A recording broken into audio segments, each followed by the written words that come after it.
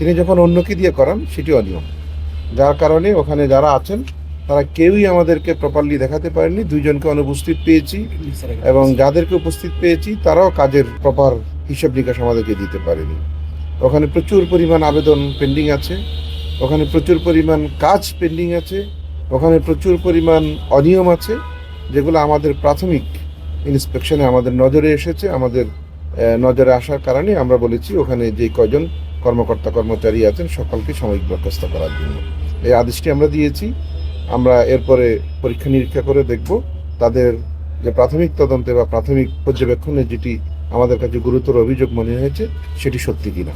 যদি সত্যি হয়ে থাকে আইন অনুযায়ী ব্যবস্থা হবে, সেটি যদি প্রতিষ্ঠিত না হয় তাহলে তিনি সরকারি আইন আছে সে অনুযায়ী নিষ্কৃতি পাবেন। আমরা সবুজ ভূমি অফিসে এসেছি কিছুক্ষণের জন্য, আমরা কিছু ইনস্ট্রাকশন দিয়ে যাচ্ছি, কিছু বিষয়ে আমাদের নির্দেশনা আছে, কিছু বিষয়ে তাদের বুঝের ভুল আছে, সেগুলো আমরা ধরিয়ে দিচ্ছি। কিন্তু তারা কাজ করছে, তারা যেহেতু চেষ্টা করছে আমরা মনে করি তাদের এই চেষ্টাটা অব্যাহত থাকুক এবং আমরা যে বিষয়গুলোকে নির্দেশনা দিয়েছি সেগুলো আমরা ফলো আপ করব। বাহিরে থেকে আবেদন করার তো সুযোগ নেই, এখন তো ভূমি সেবা কেন্দ্র আছে, সেই ভূমি সেবা কেন্দ্রগুলোতে গেলেই তো আপনার তারা আবেদন করতে পারছেন।